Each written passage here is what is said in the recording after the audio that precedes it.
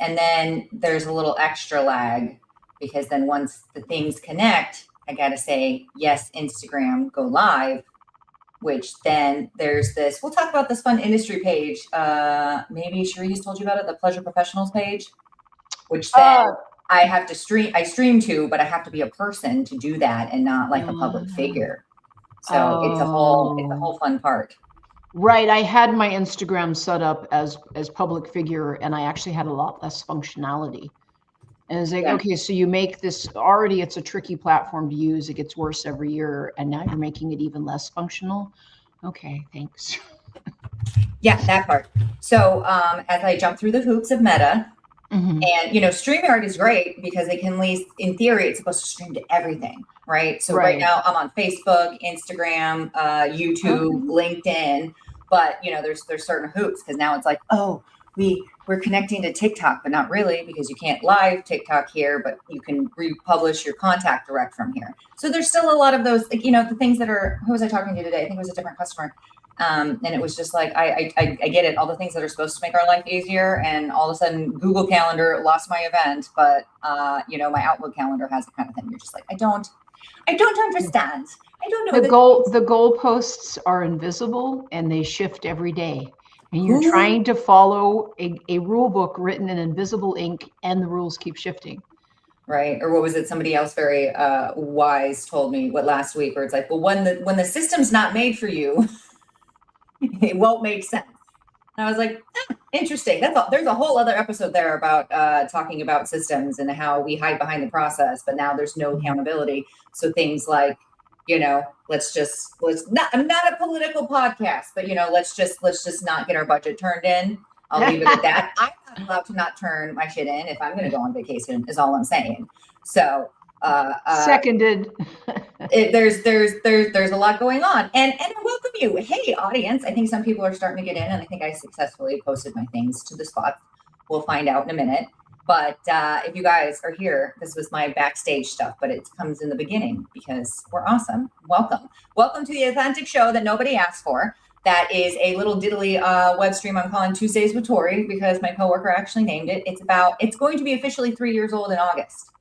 So thank you for being here. Thank you. My people here, thank you for coming for the ride.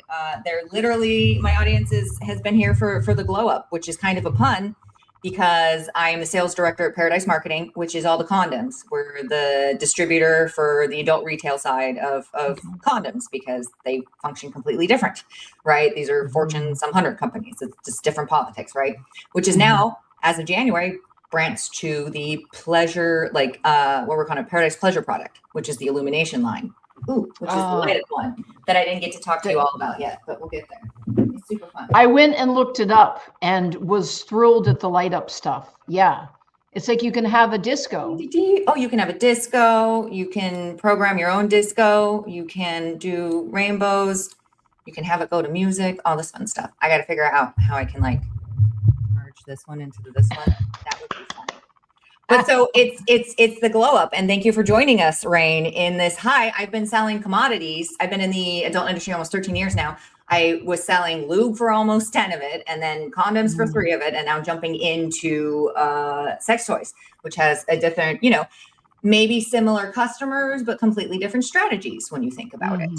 So thank you for coming to my little love letter to the industry that started with me talking into the ether here, the internets.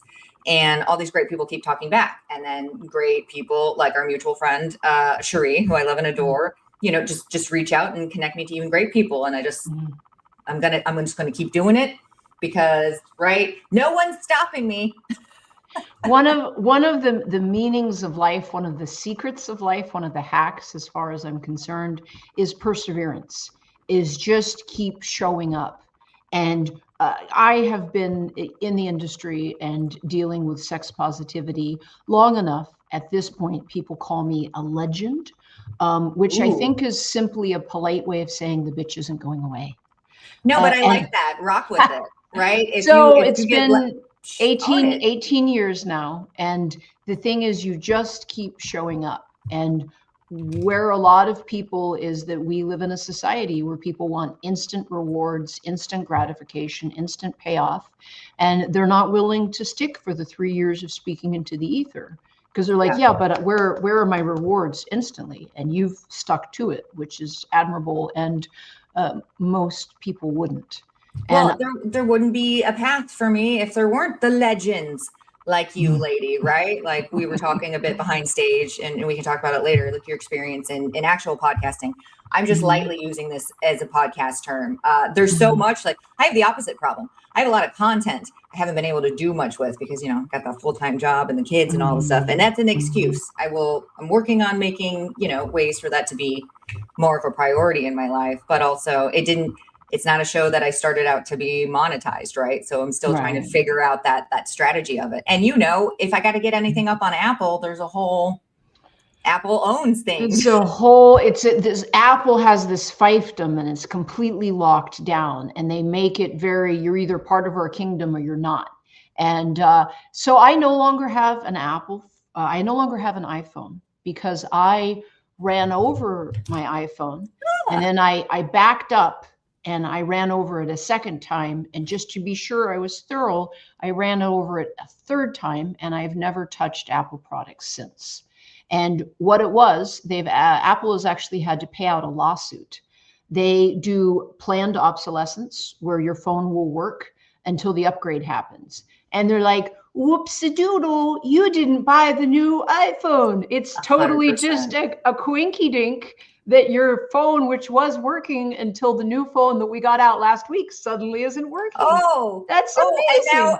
And now we have to invent terms like weaponized incompetency. Ooh, yes, my iPhone, which was working, and then that week was the week of the upgrade, it just abruptly decided, and they got sued. They're like, yeah, we did it. We'll pay out because it's easier to pay out. Yeah, right. I'd rather pay the money in case I get caught than risk my forecasting, risk my supply chain demand. And I was on maps up in the hills trying to find some address, and suddenly my phone is like, I can't, I give up. And I rebooted it and I turned it on and off. And it was like, okay, so this isn't working at all whatsoever. I am absolutely done with Apple. And I threw my phone out the car, and then I ran over it, and then two more times just to be sure. And I'm like, if I'm going to be lost, it isn't because you are then forcing me to get a new phone. You haven't endeared me as a customer. You are making it so that I will never be a customer again. Right. You're and a lot of us are stuck in the cycle like I am right now. They get you. They suck you in. It's 100% meant to do that. Like, oh, the capabilities and it locks with everybody and all the things. But a tip of the hat, a golf clap to you. You've gotten out of the cycle. I broke free. I'm back to Android. You broke free. Good for you. My friend Nathan here, right, ready to go. He said Sharia is the best, which I absolutely agree. I agree. He's probably sitting here going like, haha, I told you all, because he doesn't use the iPhone. He is also Android. So I'm stuck in the cycle. We've had the same conversation. Nathan, because I think you're still out there, have I actually gotten a chance to introduce you to my fantastic guests? As I was telling her, this is a tangent-friendly show. It's a conversational show. So enjoy it, right? But Rain DeGrey here is an international educator, a writer, a presenter, a podcaster, a performer, and just a teacher who's been educating and writing about kink and relationships and all the education since 2009. Is that correct? Yes, that was, it's so weird to think that it's been that long. I was a model for kink.com, and I started teaching classes, and Kink approached me and said, hey, we want to do our very first educational class, so we would like to book you as our first educator. So I had been in the industry for about a year when I started teaching classes, and they were strap-on play classes and anal play classes. Because of the two things that like people have like the most, like, how do I make this work? Strap-ons and anal and all of the stuff around it. And it's, I liken vaginal play to, it's a fast food meal. You don't really have to think about it. You can operate on autopilot. But when it comes to backdoor action, you have to be a little bit more deliberate. It's more like a 5-course meal. You have to have some care and consideration. Now, I know people that are like, I do no such thing. I just Russian roulette it and hope it all works out. And I'm like, you are a bold camper. Yes, Yeah, you like are. you do you. I'm so happy for you and your experience. I also require a lot more when you need to take me to the beach. I need shade and sunscreen and water. Like I'm going to require more when we do these other things. It's just your needs of your partner, right? Right. It's so I started teaching classes because it was all the stuff I had learned along the way. And one of the things that I find invaluable for education is I like to teach by, this was what went wrong for me. These are the mistakes I made, and I'm going to share them with you in the hope that you will not make those mistakes. Ooh, okay. Listen in, everybody. Lean in. This is good stuff. So, if you do you want the story of how I taught my? Please. Okay. Let's do it, because then we do still need to. I need to shout out the, like, you've also taught in universities. Oh like yeah, no. Finish Northwestern. Okay, yeah. So we tangented. Okay, we'll tangent, and then that'll be the next question, right? This is what we're doing. So I'm going to finish your cool call outs, because somebody's got to do it. Sometimes you hear shit out loud, right? Okay, so Miss Rain here has also taught in like universities like Harvard, Northwestern, to majority industry events and platforms across the space. She's also known for making complex topics feel approachable, something I am very passionate about, practical and actually usable in real life, because, I'm sure something we have in common among many things is there's a lot of misconceptions about condoms and or zero education, right? So welcome, fabulous audience. The voice behind the Dirty Talk podcast that maybe we're going to reinvigorate here. We should all go listen to, and all the media work and education work, right? Like we're all standing on the shoulders of giants. I found us a fun giant, a legend, a big brain. Let's like have dinner. Let's have a snack. Let's lean in. Okay. So Rain, please tell me the stories. How'd you get started in all of this and all the other things we're going to talk about in your fun anal class? Okay, so yes, I'm actually teaching an anal play class and a strap-on play class next month in June for Kink. And it will be both in person and streamed live.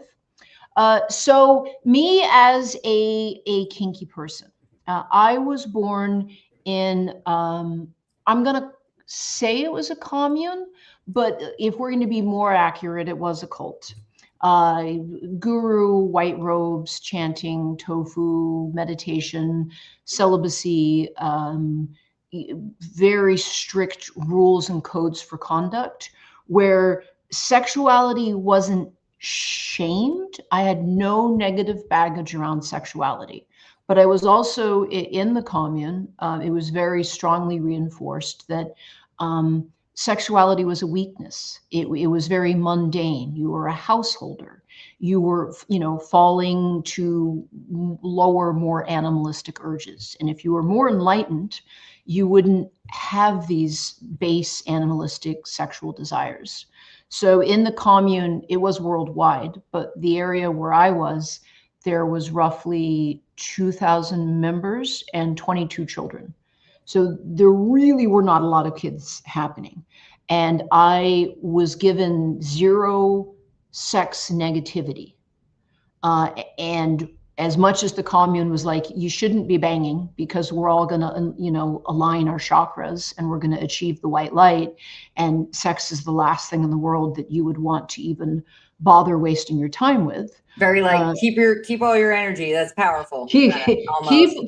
Well, except for the fact that the guru had 4 spiritual wives, that he was. There's always a catch. Oh, the guru was like, don't drink, no meat, no smoking, no sugar, no white flour, no sex, no children, fasting, celibacy, yoga, meditation, except for me. I'm fucking all of my wives and drinking my face off. But do as I say and not as I do. It made me. There's a whole other topic of leadership. What does that word actually mean? One of the stories in the commune that was this profound example of this strong, powerful, healing energy of the guru is that there was this woman and she had a bad back But the guru was so powerful, he used his magic healing hands and he laid it on her back. He did laying on of hands and he fixed her back. But the lightning bolts shooting from his hands were so powerful, he did accidentally leave a scar on her back, but her back was fixed. Except for the fact that really what had happened is that the guru was drunk and fucking her doggy style while smoking a cigarette, and he dropped the lit cigarette on her back and scarred her for life. But it was rewritten and polished nice and tight, which was, the guru fixed your bad back, he left you with a scar, but that's just how powerful his healing hands are. Anything can be rewritten. I was like, wow, that's an interesting take on Polish, propaganda and media and controlling the narrative, right? Maybe not a great example. Controlling the narrative. But, so I left the commune when I was 16 because I said, I don't know who God is, but I do know that he's not a fat, bald guy from New York with 9 wives. I did say 4, didn't I? How did it go up to 9? How did it go from 4 wives to 9? I'm so glad you asked. I was assuming that was because when you started, he had 4. And then as you left, we had 9. So according to the guru, there are 7 stages of enlightenment. And he is the 7th and final stage, white light, fully enlightened. And most human beings are hanging out at the 3rd or 4th stage if you're particularly advanced. But the guru's 4 wives had gotten up to the 6th stage of enlightenment. They were so close to the guru. He's the 7th stage. He's the most enlightened. The 4 wives are at stage 6. Then something happened. Can you guess what happened? Go on, try to guess. All 4 wives committed an unforgivable sin. Can you guess what the sin was? Talking back. They hit their 40s. Oh, aging. The other one. No! And your voice. Oh no, we aged. They got into their 40s. One of them was an ex-Playboy bunny. So, and as a young tadpole who was born in the commune, I watched these 4 women, these Kanyas, the wives that we were told are at the 6th stage of enlightenment. They're so close to full enlightenment. They've done everything right. Man, talk about a narrative, like a different narrative. This is so interesting. Thank you for sharing. They hit their 40s and then suddenly they weren't with the guru anymore. And he had 9 wives that were much younger. And I said, wait a second. Why you messing in 9s now, sir? That's not your number. I smell bullshit. And the thing is, we all, humanity, to be human is to have an ache. It is to have a hole in your soul. And we attempt to fill that hole. And we fill it with food or children or relationships or alcohol or sex or religion. And what I saw growing up in this commune was that I was surrounded by thousands of miserable, unhappy, aching, neurotic people. And daddy was going to tell them when to get up, where to live, who to be with, how to eat, what to wear, and you would be content and happy, and the hole in your soul would be filled. And from birth to 16, I'm in this commune, and I'm like, none of you are any more enlightened, but you're older and more neurotic. So all of this I'm not quite seeing this literally the light at the end of the tunnel. The cons are starting to outweigh the pros here. Right. And so I left at 16. And the thing is, I will have to say that for a cult, you really had to want to be there. They did not try to retain you. So for you to stay in the commune, you had to do the practice at least 8 hours a day, which is meditation 3 times a day, yoga, puja, studying the guru's word, fasting, serving the sanctuary. And it was very hard to. But didn't you have school? When did you get to go be a kid? I was homeschooled. With the other 21 kids, right? I was homeschooled. I have 0 education. According to the United States Constitution, a religious organization can tell their adherents that 2 + 3 = green, and that's legal. I got empty school credits for making tofu for 300 people, for raking the lawn on the compound. I had no education, and we're now in America, there's this huge resurgence of homeschooling. It's like, we're going to save our kids from sex and drugs and school shootings, and we're going to educate them at home.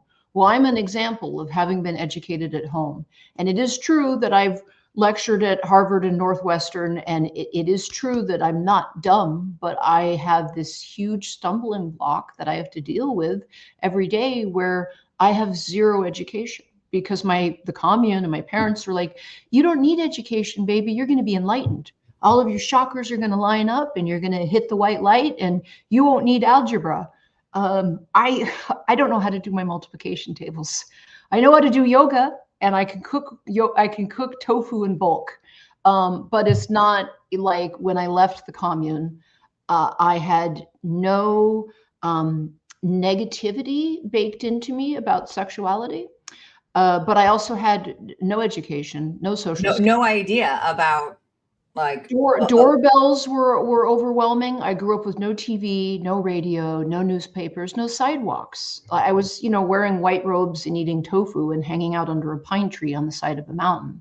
So it was very. I mean, that sounds good for about a minute, but my whole life, and well, so it sounds like it really wasn't your choice. You were a child, right? That's but I will say that the commune had zero retention with their youth.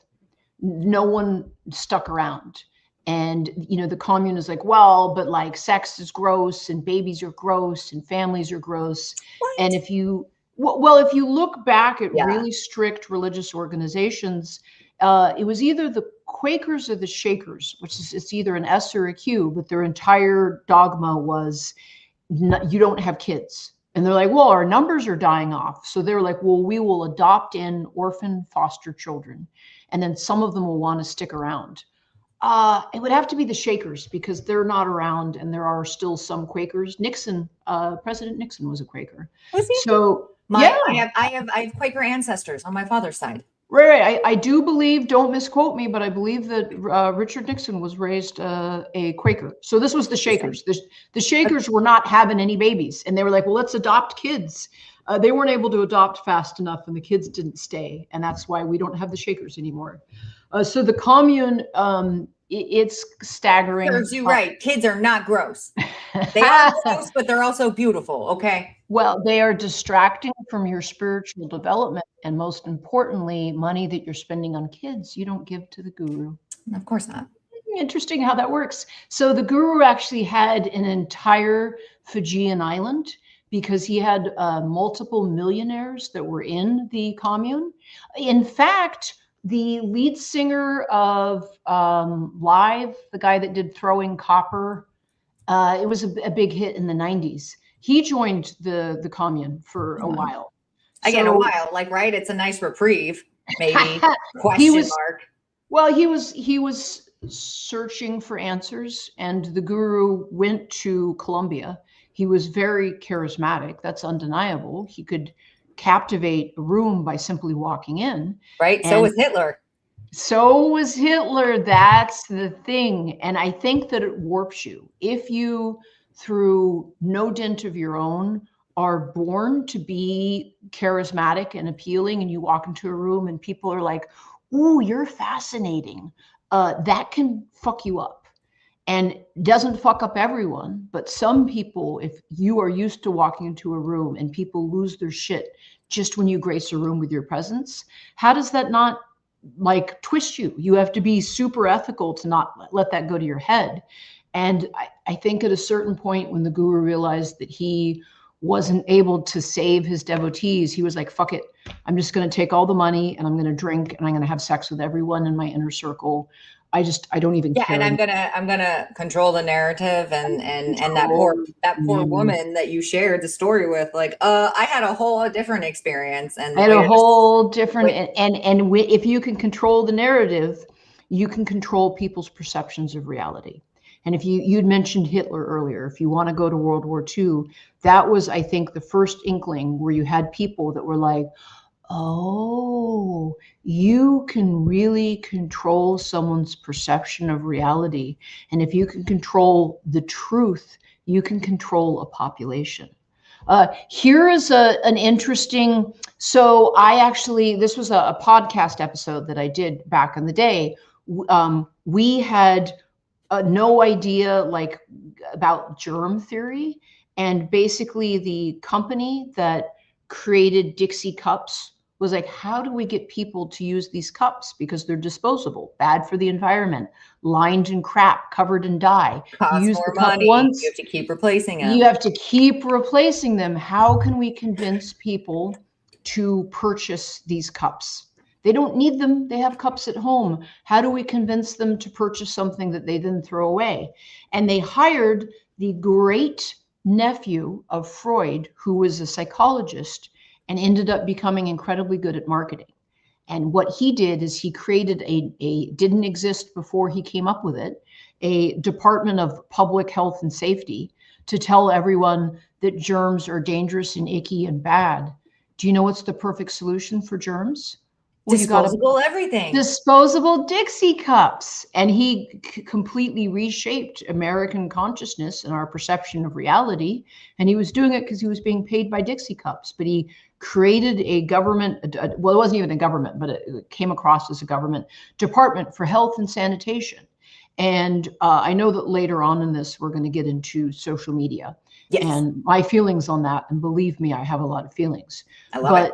The thing is, humans are not as smart as we give ourselves credit for. And we are very easily strayed, manipulated, and led astray. I see it all of the time. And the entire time someone's proclaiming, I haven't been conned. And that was what I got out of the commune, was that these people, it's a sunk cost fallacy. You've been in the commune for 15 years. It's a decade and a half. And while some part of you is like, the guru seems like he's drinking a lot and putting his dick everywhere. No, I'm not believing hard enough. Yeah, like I'm not seeing the whole thing. I'm missing a piece of the puzzle. It's obviously not what I'm seeing. It's something wrong with me. If you admit that you've been conned, then you are the fool. And people, it comes down to ego. And people don't like, some people would rather die than admit they're wrong. And once you get someone to buy into a con, they're much more likely to stay, because if they back out, they admit that they've been a fool, and people would die rather than be subjected to that. And I think what is that? Like, what? It does nothing. Like, I feel like some marriages end up being that way. You know what I mean? Like, we hate each other, but we're gonna stay here. Like, it's just, so I am neurodivergent, and it is both a stumbling block and I believe a superpower simultaneously. And one of the ways that it's a superpower for me is you can't embarrass me. The world doesn't end if I was wrong. You learn, you course correct, and you shift. And people would rather die than admit they were wrong. And I'm like, your ego's not that precious, baby. But I have to factor, when I'm conversing and interacting with other humans, they have this really delicate bubble of ego. And you can't in any way bruise or injure the ego, or people lose it. And then that ego has a narrative. At least that's how I imagine it in my storyteller brain, where it's like, they've made up an entire, like, your brain has already profiled and clocked me in 30 seconds. Right. And I have no, like, I couldn't have even said anything, and I have no control over that, right? I used to think I could, like, over-explain and people would understand. No, your brain is going to just do this until something else changes. Right. So we pick up a huge amount when we look at people, whether or not we're conscious of it. The second I'm looking at someone, within 5 seconds, we have a general idea of their intelligence, their health, their social economic status, frequently their political leanings. And we are always communicating a story to people. And often we are blind to our own story, but other people around us can see it super easily. So when I see other people's bullshit, I'm like, what is it that I'm missing on my own? Like, what is it that is super clear to people around me that is like, that's the thing, and I can't see it at all? So kind of like, I give great advice, but I won't do the things that I know I need to do, kind of thing, right? Like, I'm always like, and I'm working on it, right? I'm almost old enough to no longer fully give a shit. But, you know, definitely in my 20s, right? Spending a lot of mental energy trying to figure out how things were interpreted, to come to find out that you have no control over that, right? It's much easier to give advice than take it. I give great advice. I'm not always so good at following my own advice. I teach classes and I give astounding, really solid, top shelf advice in those classes. Do I always take it? No. But because I do believe in teaching from a point of honesty, I will say, hey, this is solid advice. I'm not always going to follow it myself. This is the way to do it, but I am not going to shame you or blame you if you aren't holding yourself up to this is the bar that we should reach.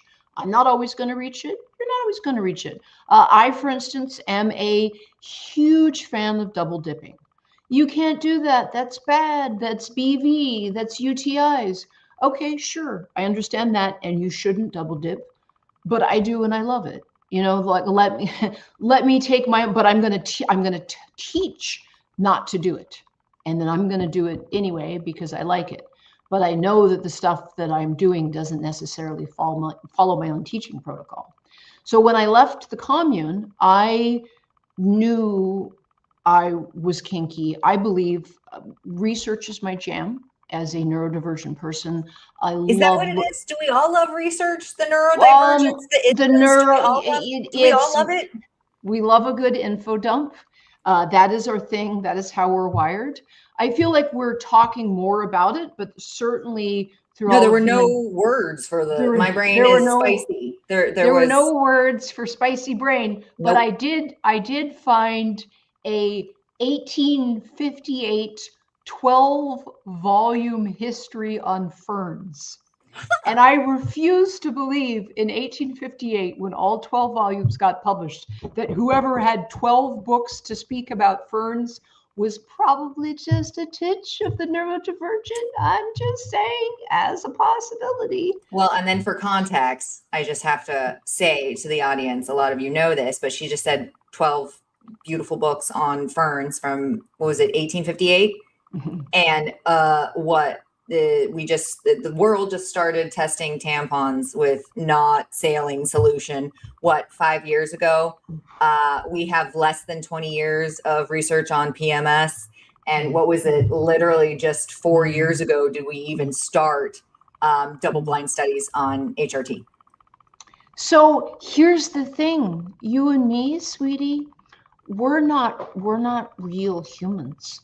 Did you know, as a stone cold fact, that if you and I were to get in an automobile accident, that we would have a higher chance of dying than a man? Did you know that? Oh, because of our isms, because our frail female bones? Because seatbelts are designed for a standard issue human body.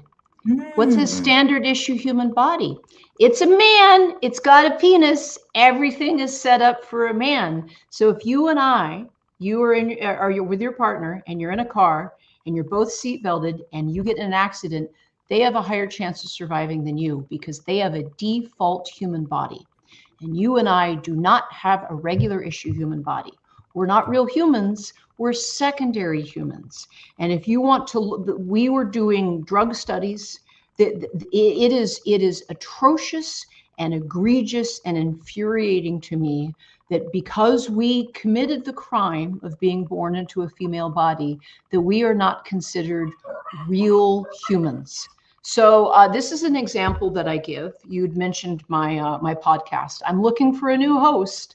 So me and my podcast co-host had the same insurance, and we had the same procedure, which is a hernia procedure, and we had it in the same week. 2 people, same insurance, same procedure in the same week. Okay, go on. I love story time with Rain. I woke up in the recovery room and they said, "Oh, sweetie, we have no pain medication for you, but what we're going to do is we're going to prescribe you Tylenol. But the pharmacy is out of Tylenol, so on your way home, if you could stop at Target and get a bottle of extra strength Tylenol, that's what's going to hook you up. You have a good day. Good luck with that hernia." Sounds like the people that also are like, well, the cervix doesn't have any nerve endings. No nerve endings in a cervix whatsoever. My podcast co-host had the exact same procedure through the exact same insurance in the exact same week. They were given medication before the surgery because they didn't want them to be uncomfortable, distressed, or in pain. And after the surgery, they gave them a boatload of drugs and they sent them home with just a shopping bag full of goodies. Can you tell the difference between me and the other person I was talking about? Someone has an extra chromosome that the other doesn't. Someone has a penis. We can't have the penis be uncomfortable. And I went to Kaiser and I said, can you explain to me why my friend who had the same surgery in the same week with the same insurance got all of this pain medication so they wouldn't be uncomfortable, and you sent me home with a non-existent Tylenol prescription that I had to fill in a Target parking lot? Yeah, like I'm not supposed to drive right now or walk, but I can stop at the pharmacy. And Kaiser's like, oh no, because there's a process for that we can hide behind, so we don't actually have to answer. Because you're talking to somebody who's, me. I don't know. Maybe I can find out. You know what I mean? We can't have the penises be uncomfortable in any way. And as a kinky person with a fair amount of experience, I am here to tell you with a lifetime of lived experience, women deal with pain better than men. As if we send our men to battle, we send them into, fights. They're supposed to be super badass. And that's this huge expectation and this burden. Men don't always feel badass, but it's tiring as a woman to always have to be sexually attractive. Yeah, but are you hot? When Caitlyn Jenner transitioned, it wasn't, they're a gold medal winning Olympist. It was, but are they hot? And it was like, bless her heart, she's in her 60s. She's fucking tired. She just doesn't want to be a dude. Yeah, but is she fuckable? So the price that women have to pay to have a seat at the table is to be hot. The price that men have to pay to have a seat at the table is to be competent. And or have a hot wife tax. It's like, we don't always want to pay that due. It's like someday you want to show up like a fucking bridge troll. Someday you're like, I'm not feeling competent today. And we still get paid less than our male counterparts. Yeah. So the pink tax is one of my areas of hyper focus and interest. And I love is the wrong word. Those pictures where it's the exact same product by the exact same company, side by side. This one's for men and this one's for women. And the one for women is smaller and more expensive. Please explain to me, if I'm getting paid less per hour, why I then simultaneously have to pay more for less product. Oh, and plus I still have to maintain more things. Right. We're not just talking about like, hey, everybody needs their mental health and their physical health, right? Like, I'm not talking that, right? I'm like, get in the gym, do something, walk around. Everybody has to do that. But right. Well, and then on both sides, the amount of just, are you fuckable? Are you hot? Right. And I blame online dating. This is just my fun fan theory because it's literally a business.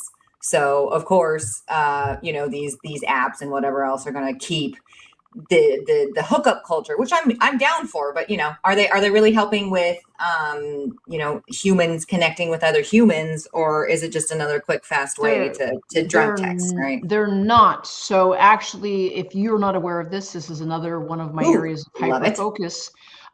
Those female profiles are like 70 to 90% of them are fake.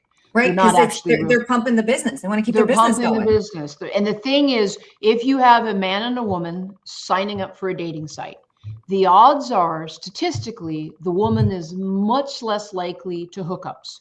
Why is that? And I try to explain this to men all the time.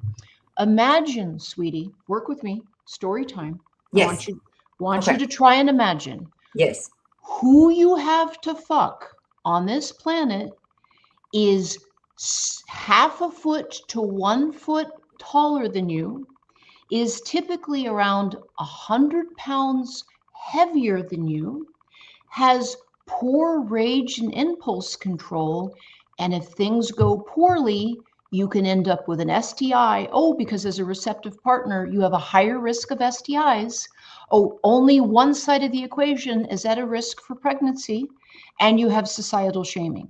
If who you have to fuck is a foot taller than you, 100 pounds stronger than you, has poor rage and impulse control issues, and has zero risk of pregnancy and a lower risk of STIs, obviously the women who are like, I like to fuck, I like to go to a bar, what's your name? I don't care, let's get down. It's smaller. I'm not saying they don't exist, but it's smaller. If you go to a dating site, men are like, I want to put my dick in everything.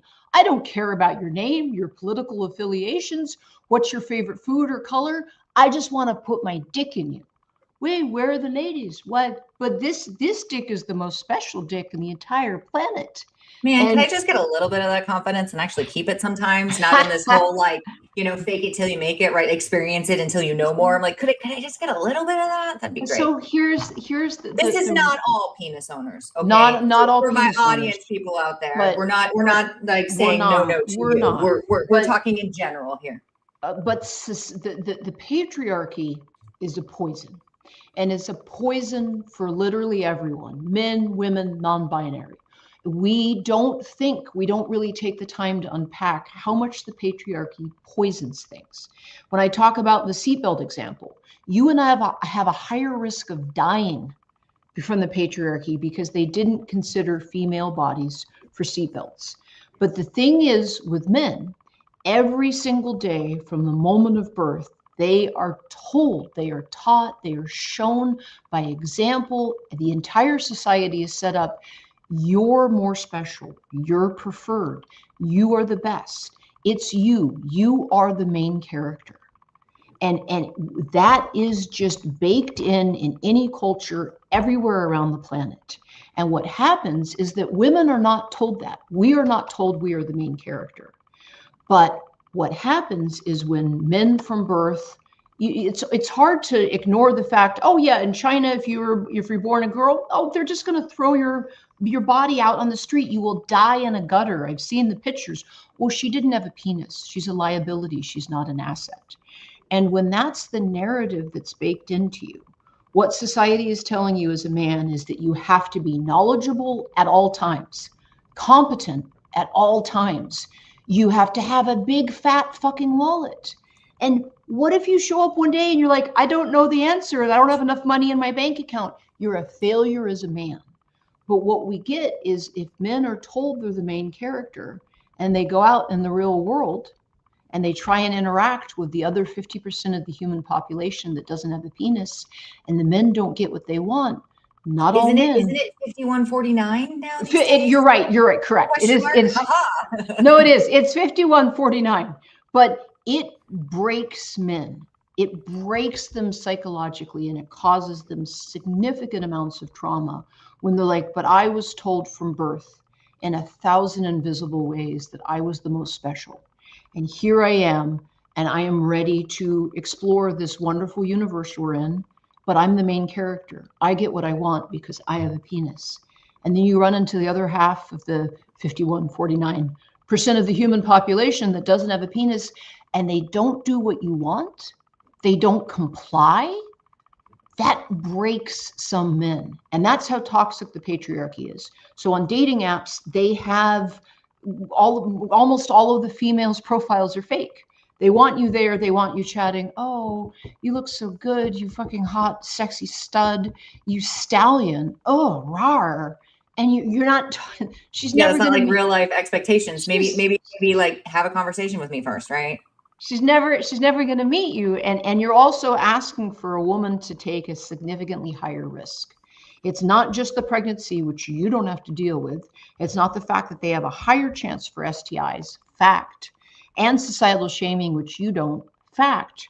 But if she gets alone in a room with someone who's a foot taller than her and 100 pounds stronger than her, and he gets upset that he feels embarrassed or his dick doesn't work or she's not being compliant, she's at a higher risk of physical injury. No wonder you can't talk women into. Is this like, would you rather be alone with the bear or the man? Right. And men are furious that women pick bear. And the thing is, no one is shaming you for being killed by a bear. No one is saying, but you shouldn't have had that drink. But what were you wearing? Yeah. You What were were you wearing? How did you look? Where did you you were flirting with him. You were leading him on. Here's an example. Once back in San Francisco, I was sitting in my car by myself, and the car door was locked. And I'm listening to some tunes, and I'm at a crosswalk, and I'm waiting for the light to change. And I'm holding my steering wheel, and I had just a thought, a cool thought, and I started smiling.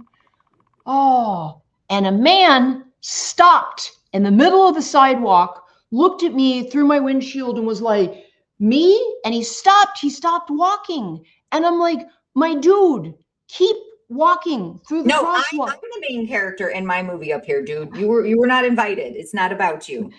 Well, I mean, the thing is, I am super cognizant. I'm not the main character. I made my peace with that long ago. So I have not. I am the main character up in my Delulu head here. All right. No one can take that away from me. I will be my own main character. It means, yeah, I filter the rest of my life. I'm disassociating like a motherfucker. Okay. It's amazing. So the bear can just kill me. Sorry. Humans in general, one of the steps that we have to learn that's really beneficial for us is to make our peace with the fact that we are not the main character. And it is very hard for humans regardless of gender. What was Galileo's great sin? Discovering the universe. He made us small. He made the crime of saying the earth revolves around the sun. And not the sun revolves around the earth. And the church lost their fucking mind. They're like, we're going to kill you. What are you doing? You can't say, we are God's chosen people. The earth is the center of the universe. The sun revolves around us. God put the sun there. It's us. We are the main character. We are this fucking center. And Galileo's like, well, scientifically, actually, no, that's not how that works. And the Catholic Church is like, we can't. We're all part of a bigger universe that we don't understand. Nor I'm not a god. I don't need to understand all of that stuff. One of the great for me, the great benefits was to decenter myself, and I love myself. I love being me. I am endlessly entertained. I don't have to watch TV. It's a TV show in my head. It is so fun being me. I am never bored, but I'm not the main character. The world doesn't revolve around me. And when there are another 8 billion people on this planet, when we walk out our front door and we're like, but it's me, I'm the main character. Me, I, my needs, my desires, my wants. You're going to be constantly frustrated. Well, I guess I should say in the narrator, the storytelling part, right? I'm not the main character. The world does not revolve around me. That's a lot of responsibility. I don't want a lot of responsibility. I don't want that much responsibility. But in my story, I'm my main character. Oh, yes. Okay. Right. Yes. Okay. So in no way shaming you. But what I see online is when people, regardless of gender, when their narrative, when their starting point is I'm the main character, they then react incredibly poorly when they don't get what they want, when the world isn't handed to them on a silver platter. What I forgot to tell you, as we've just met, is I am a recovering people pleaser. Oh, so this is a good shift for me. Okay, it's a good shift. Stand in my own and take up my own space in existing. Gotcha. Okay, I am not a people pleaser. No. I like that about you. I'm like, this is great. Look at all the fun sides of the coin here. So the thing is, I hold myself fiercely accountable, and accountability is important. This is one of the things. Yeah, especially if it's your sales team, if it's your children, if it's just your friendships, your relationships, whatever it is. Kind of back to what you're saying. You're like, I don't know why a lot of people keep this power or because it's the ego. People are terrified to not be the main character. They're terrified to be wrong. They're terrified to not have them. Tell me something else. Because you're going to learn. Yeah. I mean, it's just like life is about learning. So you don't know what you don't know. You don't know. One of my personal mottos is that knowledge is like arrows in your quiver. And the more knowledge you have, the more you course correct, the more that you encounter mistakes and are like, let me do something different, that's more arrows in your quiver. I'm always going to want to be learning. But my two mottos when I wake up every single day, 7 days a week. The first thing that I do is I remind myself that I'm going to die. First thing, step one, you are going to die. Step two, I ask myself, how can I be less of an asshole today than I was yesterday? Always take inventory, even if it's awkward or uncomfortable. Be willing to look in the mirror. You're not always going to like what you see, but you have to be willing to make shifts. And as I did home health care for 7 years before I got in the industry. So I walked a lot of people through the dying process, a lot of people through cancer. And we do ourselves a disservice by pretending we're never going to die. Yeah. And we do ourselves a disservice by being in denial. I don't want to talk about that because it's awkward and icky and uncomfortable. And if I can ignore it, it'll just go away. No, it won't. But there's been generations like that have lived on that, like not to get all like, you know. And then they died. They died on that too. And then all the stuff is here and none of it's figured out or whatever else. It's kind of just like. So every single one of us is born the exact same way, and we all end up the exact same way. Everybody's story starts the same, and everyone's story ends exactly the same. No one is the exception. It's what you do in the middle that counts. And I'm very invested for what I can do in the middle. I have no control over the beginning or the end, but I have a fuck ton of control over what happens in the middle. And I am as a polyamorous maybe person, not control, but you can control how you react. Maybe like not I can't control the weather, but kind of thing, you can't right? control the weather, or what's but going on in the world now, kind of thing. Like it affects our business. Not to have that drink and get in the car. Yes. You can choose not to have that confrontation. You can choose not to have the third slice of cheesecake. There is a surprising, we can't control climate change or politics. Like we can choose our choices. We can, and this is one of the things that people get upset when I say, it is astounding how much of the stuff that we are suffering and we self-report that we're suffering is our own actions. I feel terrible. You had 5 drinks last night. They broke my heart. They fucked all of your friends before you started dating them. My blood pressure is out of control. You ate an entire cheesecake in one sitting. Like, I have no money. Right. You haven't left the desk to go take your walk like you need to stay centered or whatever it is. Yeah. And it is taking care of ourselves. The thing is that our bodies are always talking to us. Or being accountable. That word you were saying again, right? Accountability. Like, even if you fucked up, just be like, I fucked up. And the thing is, I get it, because when someone comes to you and says, you fucked up, your first initial gut reaction, no, I didn't. What are you talking about? Yeah. Like, you get defensive. No. But and the maturity of getting on top of that and being like, hey, I could have fucked up. You know what? The world hasn't come to an end. My dick hasn't fallen off. I fucked up. I'm still here. I'm talking about a gender neutral dick, obviously. But like this is the metaphysical dick. The metaphysical dick. Okay, so how did I get in the become a kink educator? I know. Okay, like right back to the. Okay, wait. I do need to. Some people are having some fun things. So Leah, if she's still there, she's actually in the hospital right now, recovering from a nasty lung situation. So I'm glad she was able to tune in and say hello. But she wanted to know, when you were having, you're talking about your procedure with your co-host. Was it when was it? Was it during COVID? It was with COVID, but COVID had absolutely zero factor because the operations were still happening. So during COVID, 2 people with the same insurance with the same operation in the same week. Oh, she's here still listening. Haha. Love you. Right. And we were treated wildly different. Please explain to me, if during COVID, when you have 2 people having the same operation in the same week with the same insurance, one is sent home with a non-existent Tylenol prescription and told to stop at Target and get some extra strength Tylenol, and the other person is given an entire goodie bag of, we don't want you to feel any discomfort at all.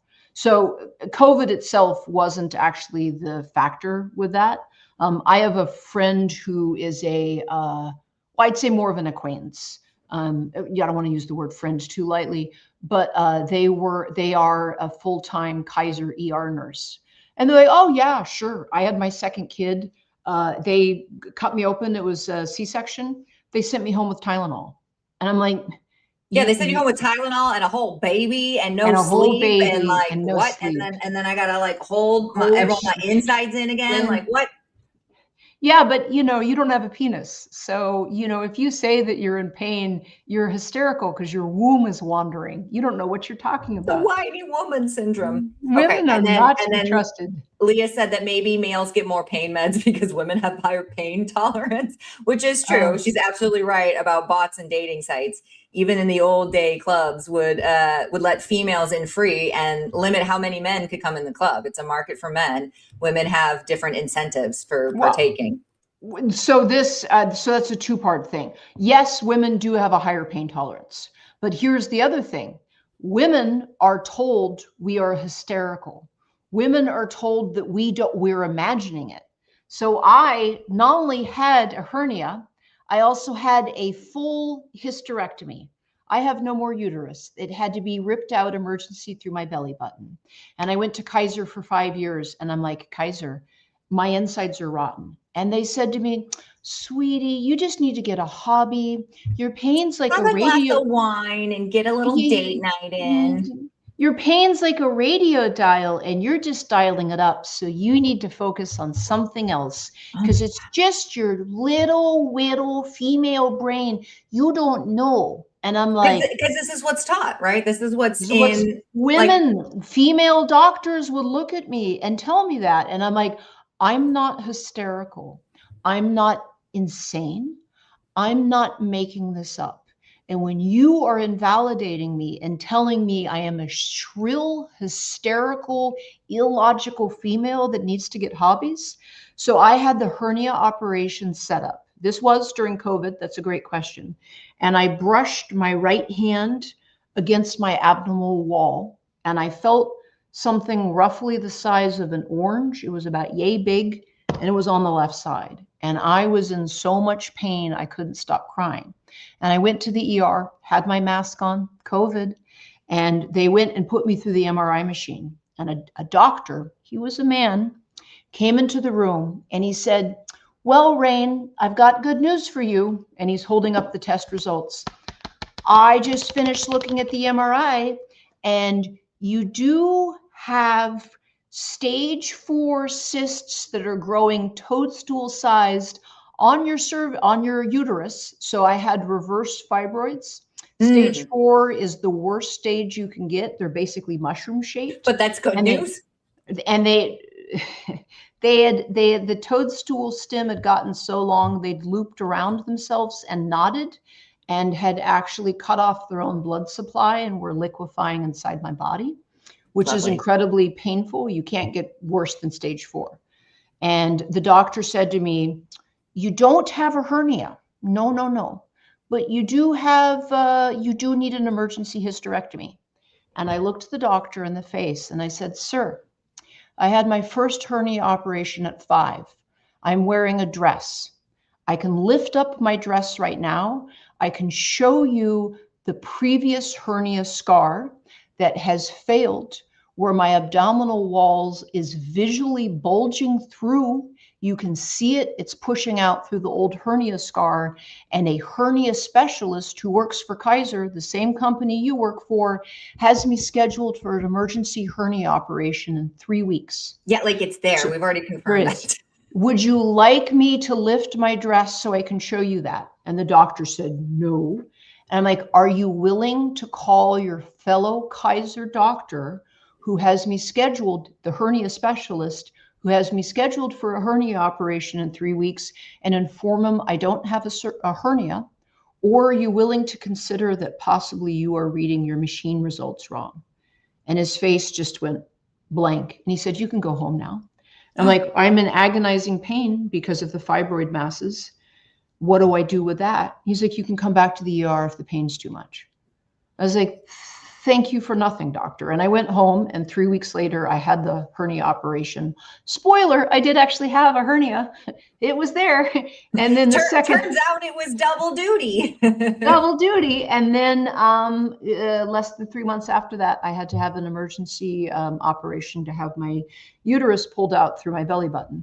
And it was, they're like, oh yeah, it's totally rotten. It's liquefying inside your body. Like it was your fault. That must be really painful, the doctor said to me, because they could see it visually through my clothes with me just standing there. I'm like, it is. And I've been telling you that for half a decade, for 5 years. And you all have kept sending me home and telling me I'm hysterical and I need to get more hobbies. So women are constantly discounted. That's the first part of your question. And the Right. And second then, part, and audience, we're not blaming anybody here. We're sharing our stories, right? It's like this is, we've inherited this mess. We've inherited it and we need to fix it. And it is just as isolating for men. The patriarchy suppresses everyone, because what men are told is that you can't be weak, you can't be emotional, you can't be vulnerable. And just as it's exhausting to always be pretty, it's exhausting to always be competent. Some days you're just like, can I just take, can I get a, no, you got to have the strong, show up, know all the answers, never be weak, just be a man. And you're like, fucking, can I take a nap? You know, and that's the price that men have to pay. So on dating sites, it's super skewed for men, because men are like, I just want to put my dick in anything. Men will fuck anything. They will fuck. No offense, they will put their dicks in anything, I have known guys who have told me, looked me right in the, oh yeah, I totally fucked the roast beef. I slid it apart. It was in the refrigerator. I took it out. I fucked it. I came in it. And then my family had it for dinner, but I didn't have any of it because I, didn't know. I just skipped that. You fucked the roast beef in the refrigerator before the family? What are you, but I was horny. I just wanted to give my dick wet. And I feel like some of that is like, okay, I feel like a lot of humanity has not been able, like biologically been able to catch up with like all the changes, whatever, just pick an industrial revolution, right? Mm-hmm. It's a lot on the scheme of what, just humanity. Right. And things are going faster. So like some of that I have to, okay, we'll give some people some credit where it's like, you were supposed to be so horny that it gave you courage to go talk to a girl, right? Mm-hmm. Like you needed to want something, and you wanted to leave your tribe so we would have less inbreeding situation. But man, some of it is this well, and then vice versa. I hear lots of stories from educators people that have healed extensive trauma through some sort of sexual either enlightenment, education, some sort of power exchange, right, has been able to heal other things. It's very interesting. So that's when I left the commune. What got me into sexuality, sex positivity, education, was that I had zero baggage. I had no societal pressure of a woman owning her sexuality as weird or creepy. I was never given that narrative. So that didn't register with me at all. And as someone who's really into research, I got super into kink and the lifestyle. And if you look back, like you have in the 15th century, you have monks who are flagellating themselves. They are whipping their backs bloody with floggers in this ecstasy of Christ. Sweet baby, that's dopamine. That's what you're doing. It turns out that if you think that Sky Daddy is paying attention to you and you whip your back bloody, you're going to end up fucked up. You're going to end up high. The endorphins, the adrenaline, the natural pain-killing opiates. Therefore I am, yeah. That's going to be a pinball machine in your brain ricocheting, and you're like, oh, it's the ecstasies of the angels and God. No, with my 12 books about ferns. Yeah. With my 12 books about ferns. So I believe that a certain percentage of the human population, if you look at ancient Greek pottery from 2,000 years ago, there were threesomes. They would have on the pottery people, flogging themselves. There's always been a certain percentage of humans. Oh, and so much Romans fucked everybody. It was normal to have just like a little boy that you hung out with too. It was a huge dominance thing. The Romans were ridiculous. Right. So they would actually, I'm sure then if you know that, you do know that one of the ways that you would have to atone for a crime if you were caught for theft as a Roman one of the punishments would be that you would be forced to suck someone's dick. Mm. Because it was humiliation, it was degradation. So it's like, well, you're a thief. How do we punish you? Yeah, it was total definition of power exchange. Right. So to be the receptive partner, to have something stuck in you was humiliating. And they would use sexuality. They would use in enforced blowjobs, open up your mouth and suck that cock because you stole someone's chickens and we can't have that. It's got to be no wonder all of our brains are mishmash. Look at what our ancestors were doing, right? Like humans from the dawn of time, through storytelling mostly, but that's not like wisdom of like teaching. But sometimes the ways that the story comes out because we're explaining something might not be the best way. So people have, one of the things, I do a lot of education and coaching and counseling, and I get people that tell me, Rain, it's so bad. I don't know what to do. I am barely hanging on. I am stressed as fuck. Do you have any idea how stressful and terrible and exhausting and anxiety inducing existence is? And I want to say, sweet baby, I hear you. But you've never died of starvation, of dysentery, of typhus, of leprosy. We have the internet. We have electricity. Your water is clean. Your water is clean. You could die. Your water could be bad, and you would fucking die. That's it. You died in a pool of your own feces because the water was clean. We didn't know. I briefly got into the Brontes. And if you look at the Bronte family, they all died, all of them. And the constant deaths of all of the siblings shaped how they did their art. Do you want to know why everyone in the Bronte family was dying? Can you interested? Can you hazard a guess as to why they all kept fucking croaking left, right, front, and center? Disease. Yes, because the graveyard was at the top of the hill and the town was at the bottom of the graveyard. So you would put all the dead bodies at the top of the hill. The bodies would liquefy, it would get in the water, it would go down to the well, and then they would drink it, and then they would die. And you would haul the body up, put it on the top of the hill, it would liquefy, it would poison the water. And when people say, Rain, I am struggling, I'm like, do you know what it's like to die in a pool of your own wet diarrhea? Dehydrated, miserable. Sucking PPs publicly, Leah says. Sucking dick publicly. You know, as bad as it is, and I'm not saying it's not bad, but the perspective shift for me. So I remember reading, there was this monk, and he was like, I want to share a noble and beautiful story about the power of Christ and his divinity. So true story, folks, strap in.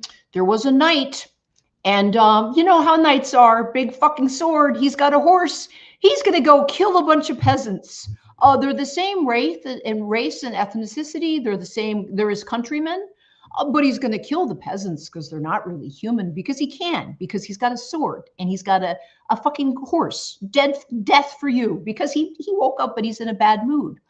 Oh, but what the peasants did is they ran to a local crucifix and they threw their arms around the cross and they're like, please, knight, don't slit our throats with your big fucking sword. And the knight's like, I guess it looks a little tacky to kill you while you're all clutching a giant cross. So you know what? I won't kill you today. Tally ho, pip, pip. He went on his day. And the monk's like, isn't that noble? Isn't that beautiful? And I'm like, yeah, I'm glad the knight didn't kill everyone.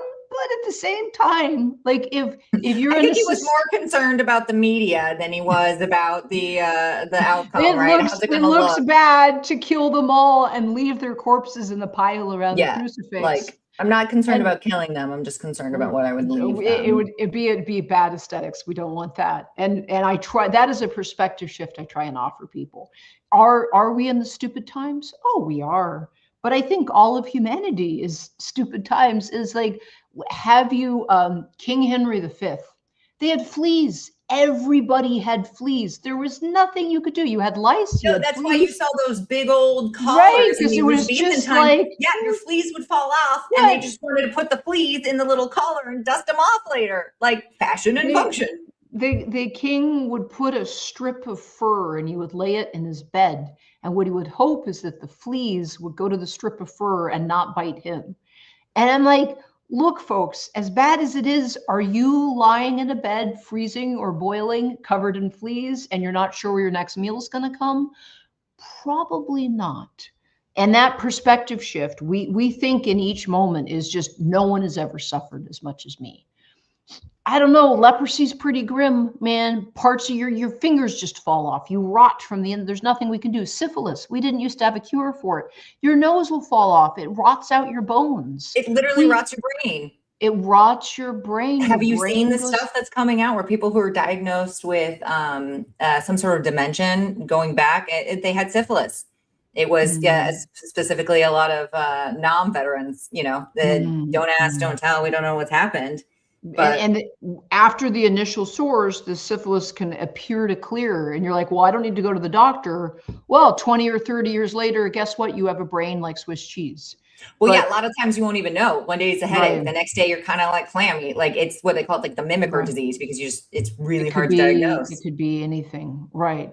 And that's the perspective shift I try and offer people. When people are like, my anxiety, my stress, you have no idea how sucky this timeline is.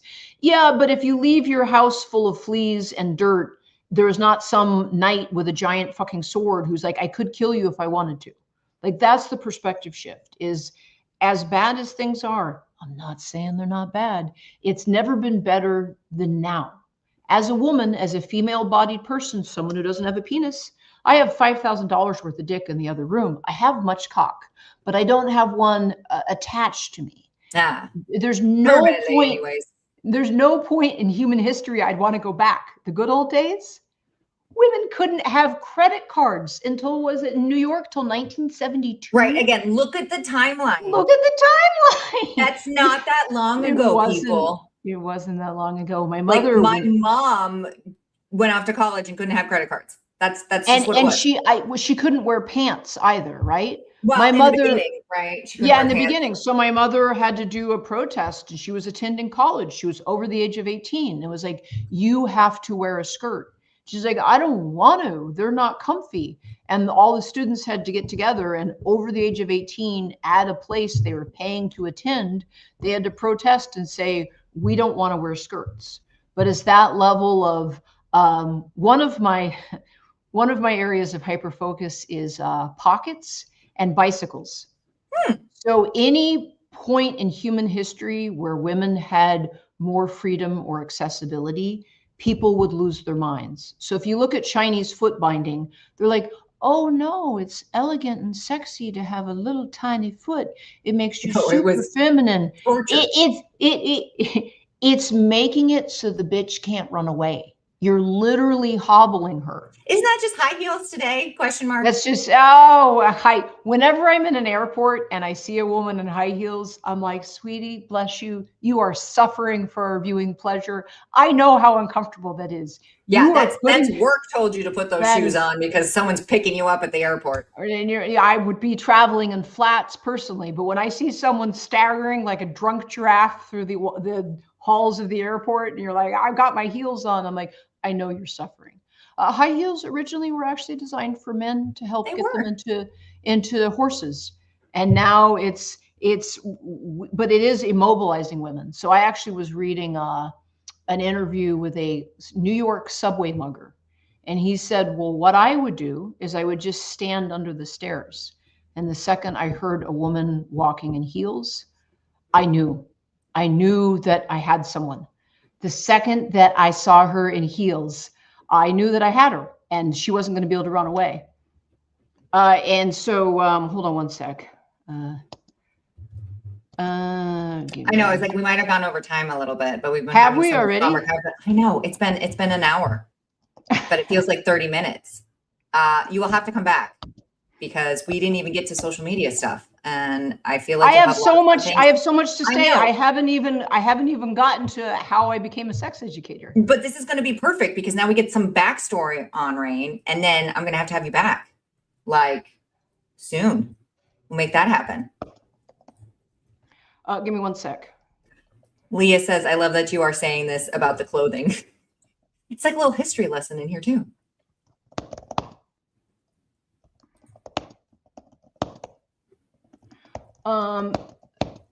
so that thing that I told you about is actually, it's actually happening. Yeah. No, So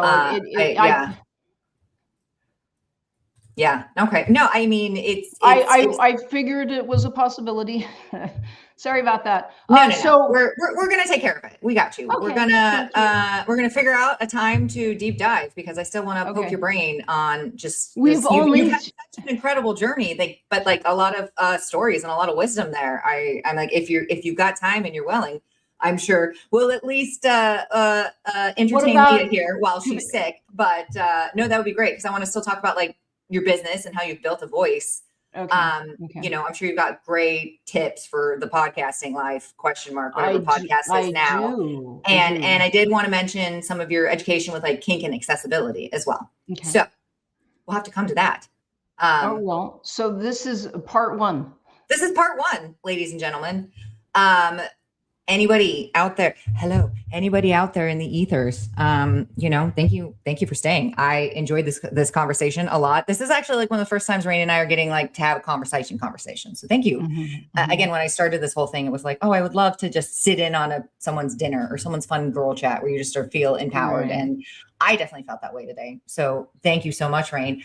Quickly, if people do want to reach out to you, I'll put up your website here in a minute, but let's just leave everybody with this is going to be your shameless plug, and like, you know, leave us with whatever. You've left us a lot of words of wisdom, but whatever one you would like to leave us at the end of this episode. Right. And then a little teaser, right? A little like, I would like to finish telling you about how I became a kink educator. Oh my God, that's gonna be so good. It's gonna be so good. One day we'll get there. Today is not the day. So I'm Rain DeGrey. No, we had other things we needed to. It's part of the buildup. This was fantastic. I'm Rain DeGrey everywhere. I'm Rain DeGrey on Facebook, Twitter, Instagram, Blue Sky, FetLife. I'm raindegrey.com. I think most active on FetLife and Blue Sky. I will occasionally check out Twitter. I am an educator. I have a newsletter. I have been educating for 18 years now. I am very active on social media. One of the things we were going to talk about today is my social media experience and my thoughts on the current state of sexy time adult social media. And I can't wait to go back, to come back and finish answering the first question you asked me. Yay! Oh my goodness. See, we didn't even need questions. It's just going to be fantastic. No, I'll get with you offline, figure out where we can squeeze that in, even if we just do like an extra episode this week or something. Yeah, sure. No, Leah's definitely invested. So at the very least, I gotta make sure Leah's got plenty of things in her brain to think about and dream about as she works on her health, because we love you, boo.